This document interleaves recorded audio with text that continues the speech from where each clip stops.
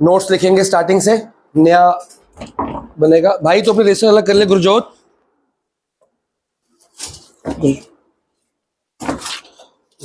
गुरजोत ठीक है, मैथ्स के अलग कर, साइंस के अलग कर, जो एक्स्ट्रा क्लास से पढ़ रहा है वो अलग कर, और जो मेन क्लास से पढ़ रहा है वो अलग कर। हाँ मैं दे रहा हूँ, चलो हेडिंग डालो जी, एटम्स एंड मॉलिक्यूल्स। क्या होते हैं एटम और किसने बनाया एटम? किसने बताया कि एटम होता है? एटम होता क्या है? कुछ तो पता होगा।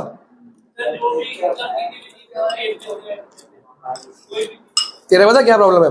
तेरा साइंस में इंटरेस्ट है, तेरे को इंटरेस्टिंग लगती है, तेरे को किक मिलती है उसमें समझ के, पर तेरे होती नहीं है। तो इंटरेस्टिंग लगने से और होने में बड़ा फर्क है। वहां जाकर 40 नंबर के मार्क्स लाएंगे, क्या फायदा होगा? समझ गया?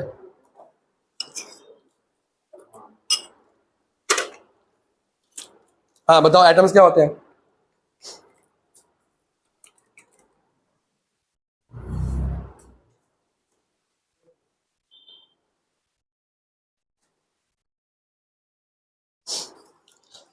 बता। है किससे बने हैं? जो मैटर के पार्टिकल्स होते हैं ना, उसको एटम्स बोलते हैं। सॉलिड के अंदर भी एटम होते हैं, लिक्विड के अंदर भी एटम होते हैं, गैसेस के अंदर, वो भी आ रही है, गैसेस के अंदर भी वो घूम रही है, ऐसी घूम रही है। सिलेबस उसका भी इनकम्प्लीट है। एटम्स के अब सबसे पहले एटम्स के बारे में हमें बताया, तो बताया किसने? है?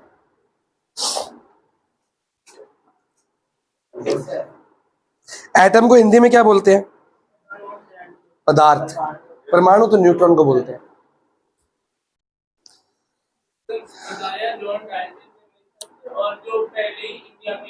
इंडिया में तो पहले हो चुका था।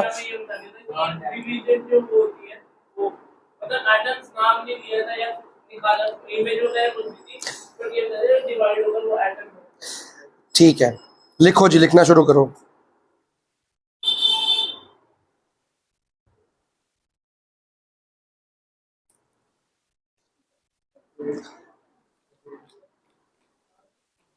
Law of conservation of mass. Law of, हमारे दो लॉज हैं, कंजर्वेशन ऑफ, ये दोनों के दोनों लॉज दिए, तो दिए किसने? लिखो जी। इसका पूरा नाम बुक में है, यहाँ पे है नहीं। इसके ब्रैकेट में लिखो ANTOINE, एंटोइन लेवॉइशर, L लेवॉइजर। अच्छी स्पेलिंग है, पता नहीं ऐसे रखते क्यों है।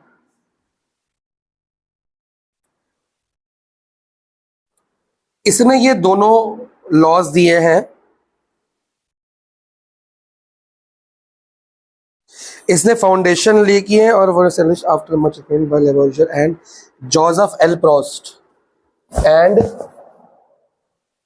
जोसेफ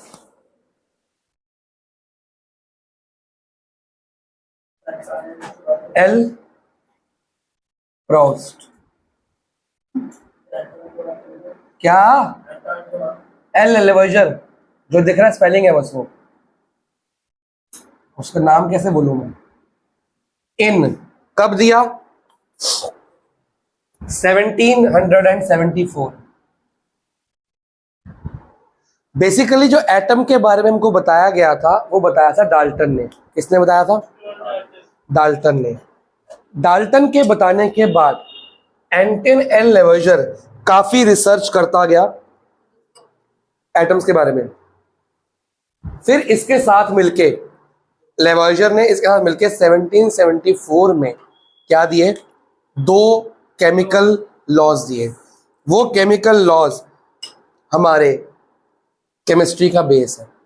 मैंने पहले जो बच्चे लेट आए हैं, चैप्टर 3 और 4 पूरी बुक का सिर्फ इकलौते 2 चैप्टर जो 10th में काम आने हैं, भर भर के काम आने हैं। अगर ये चैप्टर छुट्टी मार के या ना पढ़ के खराब कर लिए तो 10th पूरे साल की केमिस्ट्री क्या हो जाएगी, 0, और वो ठीक नहीं हो पाएगी। अगर ये चैप्टर खराब हो गए तो 10th की केमिस्ट्री ठीक नहीं हो सकती, कितनी भी ट्राई कर लो, रोते रहोगे पूरे साल। समझ गए हो? तो ये चैप्टर ठीक करने बहुत जरूरी है। पहला है लॉ ऑफ कंजर्वेशन ऑफ मास। पूरी की पूरी केमिस्ट्री इस लॉ पे है। कंजर्वेशन मतलब क्या होता है वर्ड का, हम इस चैप्टर को स्लो पढ़ेंगे क्योंकि हमारा बेस है, 10th का बेस बन रहा है। वर्क एनर्जी चैप्टर है वो फास्ट कर सकते हैं क्योंकि उसमें फोर्स एंड लॉस के फॉर्मूले लगने हैं, वो तो आते हैं हमें, उसमें दिक्कत नहीं आएगी। साउंड फास्ट कर सकते हैं, इसको फास्ट नहीं कराऊंगा मैं, इसको स्लो कराऊंगा। कंजर्व मतलब सेव करना, बचाना, रोकना। और यहाँ पे किसको कंजर्व किया जाएगा, मास, एटम थोड़ी, मास। इसका मतलब मास हमेशा कंजर्व होता है। मास can neither be created nor be destroyed. जब मैं एक केमिकल लिया और एक और केमिकल लिया, इनको मिला दिया और एक तीसरा नया केमिकल बन गया, अगर इसका केमिकल का मास 2 किलो है, इसका केमिकल का मास 5 किलो है, तो कंबाइंड मास कितना बनेगा, 7 किलो। केमिकल रिएक्शन में ना तो मास उड़ गया ना मास बढ़ गया, जो लेफ्ट साइड था वही राइट साइड होगा, मास उसका एडिशन होगा। मास can neither be created nor be destroyed. यही लाइन आपकी फर्स्ट लाइन लिखो इसके नीचे, मास can neither be created nor be destroyed. Show कैसे करेंगे, प्लस माइनस ये गिवन है ना, a = b²। उसकी वर्किंग कैसे शो करेंगे, वर्किंग तो शो करने, आंसर लिखना है, प्लस माइनस x की वैल्यू लिखनी ना, b² की इक्वल है। नहीं, पहले b² निकालना पड़ेगा, b/b निकालना पड़ेगा, b/b निकालेगी, उसको a की इक्वल रख, फिर तेरा आंसर है। और जब b रफली कर लेगी ना, पूरा मत करना, जब b एक हल्का सा कर ले, वैसे तो तेरा आंसर प्लस माइनस ठीक है, पर फिर भी कर ले। देख लिया, चलो अब नीचे हेडिंग डालो, सॉरी इसके नीचे लिखो फॉर एग्जाम्पल।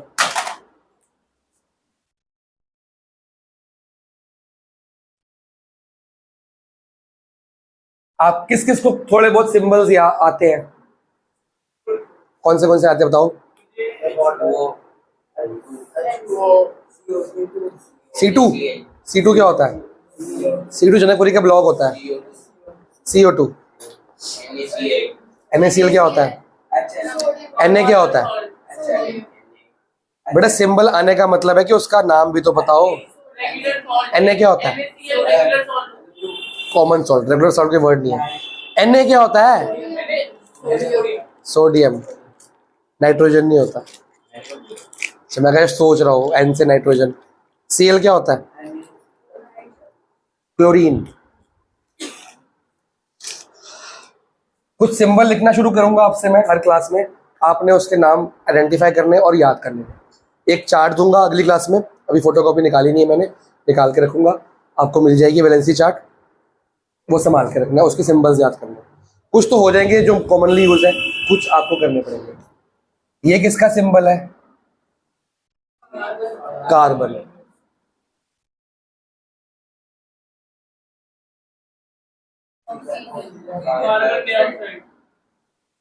एक बात याद रखनी है, O जब भी किसी रिएक्शन में आती है, O नहीं आता, O2 आता है हमेशा। O कभी आएगा ही नहीं, हमेशा O2 आएगा। पढ़ाएंगे क्यों आएगा, इस चैप्टर में बेस बनाएंगे ना पूरा। अभी फिलहाल के लिए क्या रखोगे, हमेशा O2 आएगा, कभी एक O नहीं आ सकता। इसको क्या बोलते हैं, कोई बच्चा इक्वल टू नहीं डालेगा, ये मैथ्स नहीं पढ़ रहे हम। गिव्स क्या बनेगा, O बड़ा होना चाहिए, इसमें से कुछ भी छोटा नहीं है आपका, ठीक है।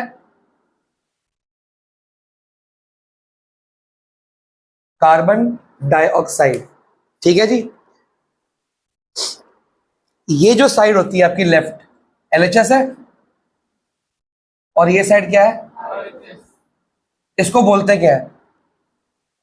मैथ्स में बोलते हैं एलएचएस आरएचएस, साइंस में क्या बोलते हैं? रिएक्टेंट। क्या बोलते हैं? इसको क्या बोलते हैं? गिव्स। यहां क्या आया? प्रोडक्ट। हाँ जी बेटा, less than more than. Reactant gives product. Reactant जो रिएक्ट हो रहे हैं, जो सामान आपस में क्या हो रहा है? React react. जो आंसर है प्रोडक्ट, प्रोडक्ट में एक चीज भी आ सकती है, 10 चीज भी आ सकती है, 2 भी आ सकती है, 5। रिएक्टेंट अकेला भी हो सकता है, मतलब कि जरूरी नहीं कि रिएक्टेंट बहुत सारे होंगे प्रोडक्ट एक होगा। रिएक्टेंट बहुत सारे, प्रोडक्ट बहुत सारे। रिएक्टेंट अकेला, प्रोडक्ट बहुत सारे। रिएक्टेंट बहुत सारे, प्रोडक्ट अकेला, कुछ भी हो सकता है। समझ आ रहा है कि नहीं आ रहा? दोनों अकेले नहीं हो सकते एक साथ में, तो रिएक्ट क्या हो रहा है? ठीक है ना? तो रिएक्टेंट गिव्स प्रोडक्ट। सिंबल्स पता लग गए? लिखो इतना। हमारी बॉडी में कार्बन है। कार्बन सब जगह है। दुनिया में सबसे ज्यादा क्या है? दुनिया में, अर्थ में नहीं कहा मैंने। अर्थ में सबसे ज्यादा क्या है? अर्थ में, अर्थ में एल्यूमिनियम है। एल्यूमिनियम, एल्यूमिनियम बोल तो रहा हूं, लेकिन अर्थ के अंदर नहीं कहा। अंदर अर्थ के ऊपर जो लिविंग बींग्स हैं या नॉन लिविंग बींग्स हैं, सबसे ज्यादा क्या है उसके अंदर? तू कार्बन, मैं कार्बन, ये कार्बन, ये कार्बन, ये कार्बन, वो कार्बन, ये कार्बन, ये कार्बन, ये सब कार्बन से बना है। हर चीज आपके आसपास किससे बनी है? बस उसका प्रोपोर्शन अलग है। इसलिए कार्बन इतना ज्यादा क्या है? इंपॉर्टेंट। इसलिए 10th में केमिस्ट्री चैप्टर है carbon and it's compounds. Carbon इतना ज्यादा क्यों हर जगह है और कितने कंपाउंड्स हैं, डिटेल में पढ़ेंगे 10th में। पूछना है? DDFX ये है, F02 है, FX निकालना है। डेरिवेटिव ऑफ FX ये किया हुआ है। F0 का मतलब है कि यहाँ भी क्या आ जाएगा? 0। तो F02 है, मतलब कि A0 + B = क्या है? नहीं, तुम नहीं करेगा फिर। FX निकालना है ना। पहले डेरिवेटिव ऑफ FX = FX का डेरिवेटिव किया हुआ है ये, तो पहले FX क्या था? इंटीग्रेट करो, इसको इंटीग्रेट करोगे, इसके अंदर कुछ क्या करेंगे? इसके अंदर वो बाद में करेंगे। आपको बोल रहा है कि F' दिया हुआ है ना, बेसिकली ये बात हो रही है ना। तो आपको FX निकालना है, उल्टा चलना है ना। तो क्या करोगे? इंटीग्रेटिंग बोथ साइड्स कर दोगे, इसका FX आ जाएगा, इसका क्या आएगा? +BX। अब ये FX है, और क्या दिया हुआ है? F0 कितना दिया है? तो जहां जहां x है वहां क्या पुट करोगे? 0। F0 का आंसर 2 है ना, तो यहाँ भी 0 और यहाँ भी, तो ये तो 0 ही आ जाएगा। एयर भी तो आया ही नहीं इसमें से इंटीग्रेट करने के बाद। तो FX निकालना है। F02 है ना यार। अच्छा ठीक है, जब F0 आएगा इसमें +C आएगा, +C आएगा कि नहीं आएगा? जब ये +C आ गया, अब हमने F0 पुट करना। तो यहाँ पे क्या है?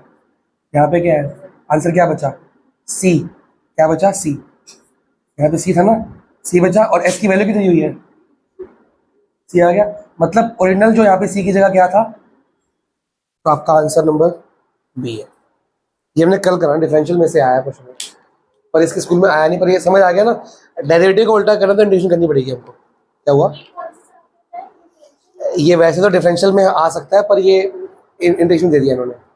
डेरिवेटिव को उल्टा करना इंटीग्रेशन कर सकते हैं ना, क्योंकि वैसा वे जस्ट मैथ्स। अच्छा, मैं क्या मैथ्स को देख के डर गया। यहां तक लिख लिया? क्या कभी रिएक्टेंट उधर और प्रोडक्ट इधर हो सकता है? ऐसा नहीं हो सकता। रिएक्टेंट जो रिएक्ट हो रहे हैं तो प्रोडक्ट जो आंसर आ रहा है, पहले आंसर आएगा फिर रिएक्शन होगा, ऐसा कैसे हो सकता है? हमारे पास पहले कुछ चीजें थे, कार्बन डाइऑक्साइड हमारे पास पहले ही है, तो वो हमें एक तरीके से उसके में गिफ्ट जो है वो। अगर मैं कार्बन डाइऑक्साइड को गिव्स करके C+O2 लिखूं तब भी तो यही रिएक्टेंट होगा। रिएक्टेंट लेफ्ट साइड को ही बोलते हैं भाई। यहाँ कार्बन क्या हो? ये प्रोडक्ट है, ये आंसर आया है, ये तो पहले ही हमारे पास था प्रोडक्ट। तो इसको तोड़ा ना हमने।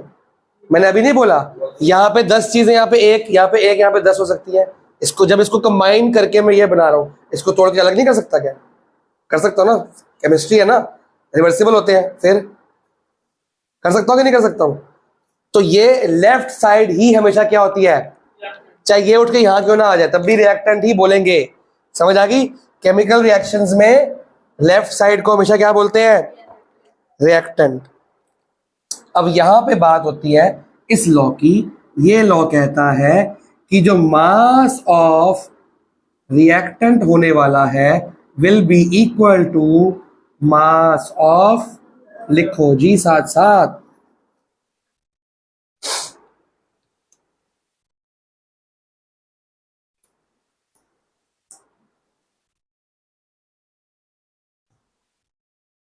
कार्बन का मास कितना होता है पता है? डिपेंड ही करता है। वाओ, तूने साइंस ले ली बेटे। मास can neither be created nor be destroyed, depend होता है। कभी कार्बन कुछ है, कभी कार्बन कुछ है। तो यहाँ पे मास कितना लिखो कार्बन का? ऑक्सीजन का मास कितना होता है? देख के बोल रहा है, देख कितना होता है, 16। पर यहाँ पे ऑक्सीजन है कितनी? 2 है। इधर ध्यान दे ले, देख के बताने में कोई फायदा नहीं होगा, सीखने से फायदा होगा। मैं लिखता रहा हूं कार्बन कितना है यहाँ पे, 1 है कि 2 है कि 3 है कि 4 है? ऑक्सीजन कितनी है? दोनों का मास करेंगे, कितना आ रहा है इधर? 44। तो यहां चेक कर लो, यहाँ पे क्या है, कार्बन कितना है, 1 ही है, कितना आ रहा है मास? 12 प्लस सेम आ रहा है कि नहीं आ रहा? 40 क्या है ये, 32 और 12 44 ग्राम। जी लगाना, स्मॉल जी लगाना है, किलोग्राम में नहीं होता ये। AMU, यू लगा दो, चलो अभी जी मत लगाओ, एक ही बात होती है, फर्क नहीं पड़ता। अभी यू लगा दो, चलो AMU की जगह खाली यू लगा सकते हैं। ये क्वेश्चन नंबर 1 थी। अब दे रहा हूं 2। कैल्शियम कार्बोनेट को अगर मैं हीट कर दूं, क्या कर दूं, हीट कर दूं, तो उसका कैल्शियम ऑक्साइड अलग हो जाएगी। क्या हो जाएगी अलग? कैल्शियम ऑक्साइड अलग हो जाएगी और कार्बन डाइऑक्साइड अलग हो जाएगी। यह 10th क्लास की सबसे ज्यादा डिमांडेड या यूज इक्वेशन है, सबसे ज्यादा यूज ये हुई है 10th क्लास में।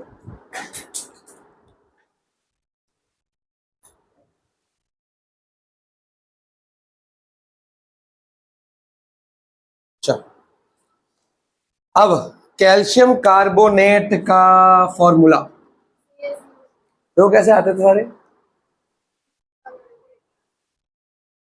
सब छोड़ देते हैं। CaCO3, इसका एक कॉमन नेम आपको पता, हर केमिकल फॉर्मूले का एक कॉमन नेम होता है, एक साइंटिफिक नेम होता है। इसको आयुपैक नेम बोलते हैं, इसको बोलते हैं साइंटिफिक नेम, आयुपैक नेम। क्या बोलते हैं? Calcium carbonate. लेकिन इसका कॉमन नेम क्या है?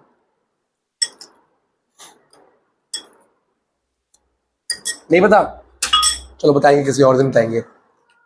इसको क्या कर दिया, हीट, कैल्शियम ऑक्साइड का होगा,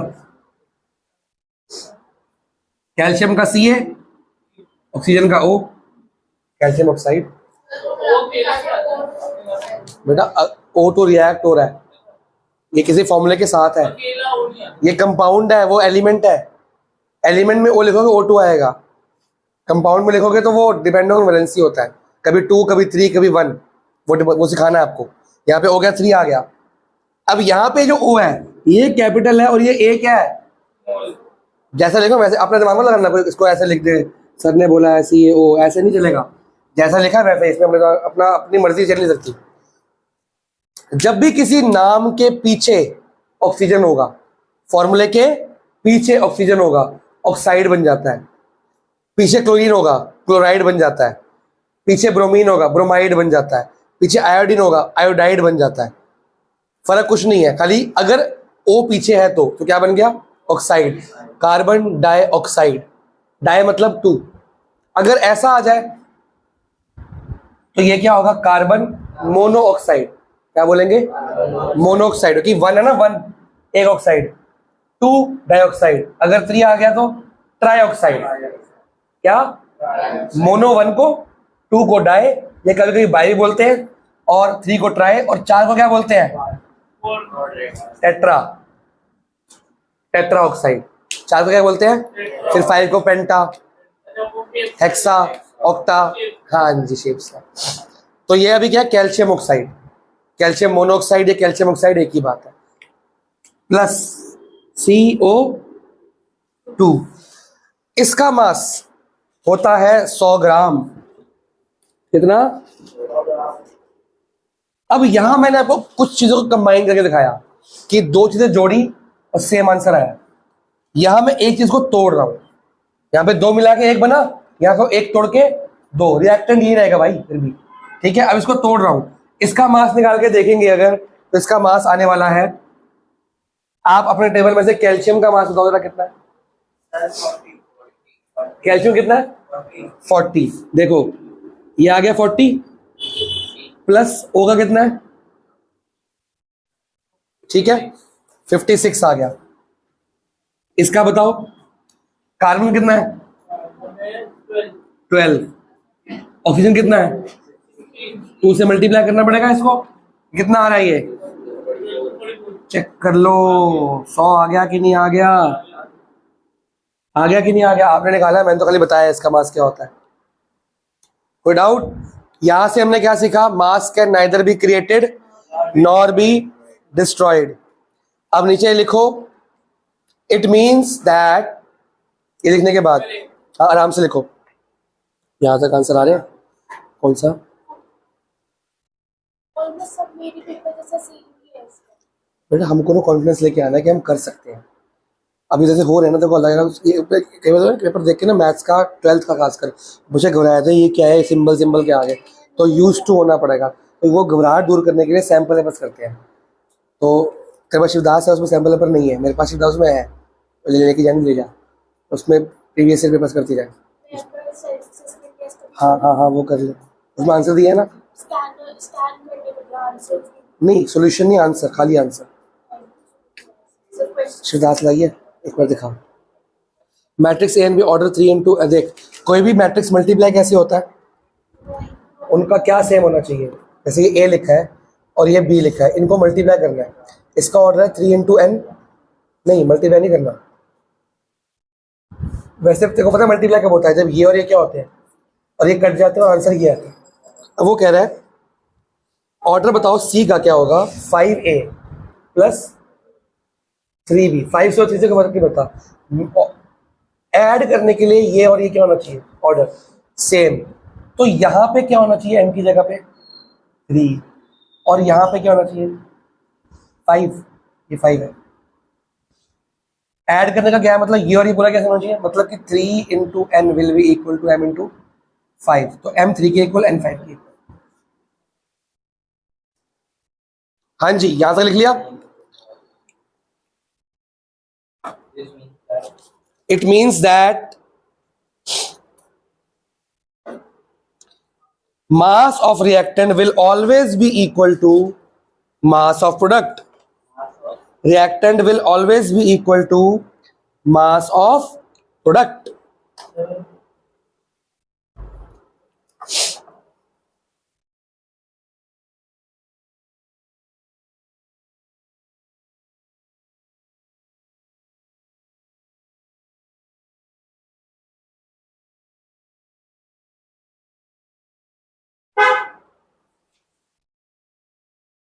चलो अब आपकी एनसीईआरटी में एक वो है एक्सपेरिमेंट, ये किसकी एनसीईआरटी है, तेरी है।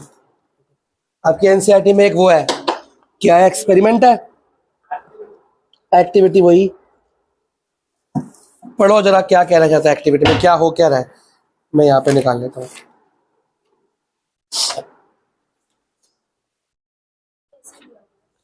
अच्छा इसके आंसर, आंसर दिए ना, पर लेकिन वो होल्डिंग का स्टैंड से क्लियर कहां से अरे गूगल उससे कर ले, करा था नहीं वाला। कुछ भी नहीं आ रहा, बताइए, ये तो एग्जाम में भी आया हुआ है। इसकी भी एग्जाम में भी ये सेम क्वेश्चन, हाँ, ये तो सबके वाले ये एनसीईआरटी का है ना। क्या एक्सपेरिमेंट है, कोई समझाएगा? Experiment to verify law of conservation of mass. मैं बोर्ड पे बना के दिखाता हूं। है कॉनिकल फ्लास है, कॉनिकल, अरे इंग्लिश में लिखा है। इसमें का नंबर ठीक है बेटे? कॉनिकल, कॉनिकल को कॉनिकल, ये क्या होता है? साउथ इंडियन तो नहीं है तू? मसाला डोसा का मलासा डोसा बोलता होगा। क्या लिया इन्होंने, बताओ जरा। एक कॉनिकल फ्लास्क लिया, कॉनिकल फ्लास्क मतलब कोन के शेप में होगा, और एक एक करके बोलते रहो जरा। Take a clean conical flask, आगे क्या है? सबसे पहले तो अब दो केमिकल्स हैं एक्स और वाई, कॉपर सल्फेट लिया है और सोडियम कार्बोनेट लिया, अलग अलग लिए हैं। एक्स को हमें 10 ml वाटर में prepare separately a 5% solution of any one pair of substance listed under x and y each in 10 ml in water। तो पहले क्या डालूंगा इसमें? पानी डालूंगा। कितना ml डालना है? डल गया। और क्या डालना है? x और y लेना है 10 ml वाटर। x कितना चाहिए? 5% सोल्यूशन मिला के करना है, ठीक है जी। बेरियम क्लोराइड, सोडियम सल्फेट, हम सेकंड वाला करके देखते हैं। Barium chloride and sodium sulphate. हमने बेरियम क्लोराइड और सोडियम सल्फेट को इस पानी में क्या कर दिया? मिला दिया। अब इस पानी के अंदर क्या क्या बन चुका है? बेसिकली दो चीजें हैं। इसको मैं क्या बोलूंगा? पहले बेरियम क्लोराइड सॉल्यूशन, क्या बोला? ये उसका फॉर्मूला है BaCl। सेकंड सिंबल छोटा होता है, किसी भी नाम के किसी भी केमिकल में एक अल्फाबेट तो कैपिटल होता है, अगर दो अल्फाबेट सेकंड क्या होता है? हमेशा छोटा, वर्ल्ड वाइड पहचान के लिए होता है। अब आगे क्या बोला क्वेश्चन ने? बोलो बताओ। है लेड नाइट्रेट, वो तो छोड़ दो ना। अब उसको क्या करा? इग्निशन, उसको आग लगा के छोड़ दिया गया है, और ऊपर रबर को क्या कर दी गई है? बंद कर दी गई है। रबर को क्यों लगाते हैं? पहले तो उसमें इग्निशन ट्यूब में एग्जाम यहां से एक पतली सी थ्रेड है, दिख रही है? थ्रेड से ऐसे करके इसके यहाँ पे एक टेस्ट ट्यूब डाली हुई है, दिख रही है? दिख रही है टेस्ट ट्यूब, है कि नहीं है? टेस्ट ट्यूब के अंदर क्या है? और इसको धागे से बांधा हुआ है, इसको नॉट बांधी हुई है, ठीक है जी। Take some barium chloride solution in container, put some sodium sulphate in the small test tube, and जो केमिकल X यहाँ पे लिया और केमिकल Y कहाँ लेना है? इसके अंदर। यही लिखा है क्वेश्चन में, यही लिखा ना। फिगर देख बेटा, सबको सबसे सेम दिख रहा है, तेरे को अलग दिख रहा है बस। लिखा नहीं, फोटो देख बेटा। एनसीईआरटी की लैंग्वेज मुश्किल होती है। एक ही बात है, एक पानी के अंदर लो, एक बाहर लो, ठीक है। इसमें बेरियम क्लोराइड कहाँ पे है? चलो, अगर बेरियम क्लोराइड मैंने यहाँ पे लिया तो इसके अंदर कौन सा लूंगा? वाई कौन सा बोल रहा है? सोडियम। सोडियम सल्फेट का फॉर्मूला बनाइए खुशी, Na2SO4। देखो कैसा बनाने को मैंने फॉर्मूला, ठीक है। अब हुआ क्या है? Put some sodium sulphate solution in the small test tube and lower it carefully in the conical flask, वगैरह वगैरह। थ्रेड फिक्स अ रबर कॉक, उसको माउथ को क्लोज कर, सो दैट। रबर कॉक क्यों लगाई? ये थ्रेड गिर जाएगी ना अंदर। थ्रेड को हवा में रखा हुआ हमने, पूरा के टच किया है, टच करने के हवा में रखा है और टिल्ट करके रखा है, वो टिल्ट गिर सकती है। रबर कॉक इसमें क्या करेगी? टाइट करके पकड़ के रखेगी, ठीक है। आगे बोल रहा है the mouth of small test tube remain above the liquid. जो माउथ है वो लिक्विड से कहां रहेगा? ऊपर रहेगा। दिख रहा है फोटो में, दिख रहा है बुक में, ऊपर। So that reactants do not get mixed at this stage. यहां पे मिक्स नहीं हो रहे। अब अब आपको मास निकाल के दिखाना है अभी इसका मास कितना है। अभी आपका जो टोटल मास आएगा वो क्या आएगा, एक तो आएगा इसका प्लस इसका आएगा, जितना भी आएगा। ये 10 ml के अंदर तो ये बनाया था, तो आपका जो मास आएगा इसमें लिखा है कि आंसर दिया हुआ है, बेरियम क्लोराइड का है ना 11.22 ग्राम, कहाँ लिखा है, मतलब ऐड करके तो मैं बताया ना इतना बेरियम क्लोराइड। मैं बता रहा हूं। अभी यहां पे है बेरियम क्लोराइड नीचे, इसके अंदर क्या है, सोडियम सल्फेट। अभी कोई रिएक्शन हो रहा है। अब मैं क्या करूंगा, इसका मास चेक करूंगा। जब मैं मास चेक कर रहा हूं तो बेरियम क्लोराइड का जो मास आया है वो आया है 20.8 ग्राम। सोडियम सल्फेट का जो मास आया है वो आया 14.2 ग्राम। पहले बिफोर, ये क्या है, बिफोर रिएक्शन। इसमें कोई डाउट है, बोलाओ बताओ जी। सर हमें अब सेकंड में बताया था हमने x कितना लेना और y कितना लेना। बेटा 10 ml के अंदर 5% लोगे आप, ये पानी के अंदर मिलाया है, वो तो ml है, हम तो ग्राम मास निकाल रहे हैं। मेरे पास एग्जैक्ट आंसर है वो दिखा रहा हूँ तुम्हें। हमने पहले नापा, आप जब स्कूल में करोगे केमिस्ट्री लैब में आपको बोलेगा नापने को, तोलने सॉरी वेट करने को, तो आप वेइंग मशीन में वेट करोगे, मास आ जाएगा इसका। तो बेरियम क्लोराइड हमने जो डाला वो इतने मास का डाला, और सोडियम सल्फेट इसके अंदर कितना पड़ा, इतने मास का। अब इसको मैं क्या करूंगा, हीट।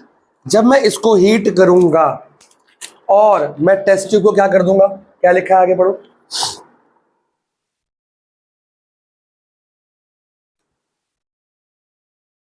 अब थोड़ी देर बाद मैं रबड़ को क्या करने वाला हूं, हटा रहा हूं। जैसे ही मैं रबड़ को हटाऊंगा तो होगा क्या, ये गिर जाएगा। ये टेस्ट ट्यूब कहां हो गया, नीचे लेट गया बेचारा, और ये सोडियम सल्फेट कहां आ गया, इसके अंदर आ गया। थोड़ी देर बाद होगा क्या, ये केमिकल्स बदल जाएंगे। यहां पे था बेरियम, क्या था, और प्लस मैंने क्या किया था, सोडियम सल्फेट। सल्फाइड क्यों बोला, सल्फाइड अलग है सल्फेट अलग है, अलग अलग बातें होती हैं। जब मैं इसको मिक्स करूंगा तो मेरे पास आएगा बेरियम सल्फेट प्लस सोडियम, जिसको आप कॉमन सॉल्ट भी बोलते हो, common name NaCl, barium sulphate और सोडियम क्लोराइड। इसका मास कितना बताया गया था, 20.8। इसका कितना बताया गया था, इकट्ठा करके बताओ कितना आ गया, 35.0 ग्राम या 35 ग्राम। इसका मास जब मैंने तोला, इसको मैं क्या करूंगा, बाद में मेजर करूंगा, तोलूंगा ना। अब जो टोटल मेरे पास, क्या ये अलग अलग हो सकते हैं, ये तो अलग अलग तोल सकता हूं ना मैं। इसमें सोडियम सल्फेट टेस्ट ट्यूब मैंने तोल दिया, ये इसमें तोल दिया। जब ये आपस में मिक्स हो चुके हैं तो इकट्ठे हो गए होंगे, फिर ये अलग अलग कैसे मैं तोलूंगा, मेरे को तोलने तो पड़ेंगे ना। कैसे, क्या करना पड़ेगा, अलग तोल दिया जाए, क्या कर देंगे, 1 मिनट आ रहा हूं, हीट करके तोलेंगे। 1 मिनट रुको।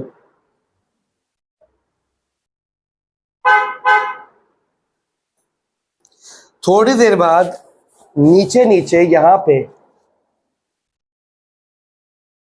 ये बेरियम क्लोराइड, बेरियम सल्फेट बैठ जाएगा, सेडिमेंटेशन से क्या हो जाएगा, बैठ जाएगा। वो जो बैठा है व्हाइट कलर का बैठेगा, क्या बैठेगा, व्हाइट कलर का। ये कलर्स वगैरह इसलिए इंपॉर्टेंट है क्योंकि आपको पता है आपके एनसीईआरटी में से केस स्टडी बन के आते हैं सब, तो मैं सब कुछ लिखवा दूंगा आपको। व्हाइट कलर से बैठ जाएगा, इसको प्रेसिपिटेट बोलते हैं। क्या बोलते हैं, प्रेसिपिटेट, मतलब जैसे मलाई नहीं होती साइड साइड में जमा हो गई, नीचे बैठ, ये नीचे बैठ जाएगा व्हाइट कलर का। और जो ऊपर बचेगा वो कौन बचेगा, सोडियम क्लोराइड।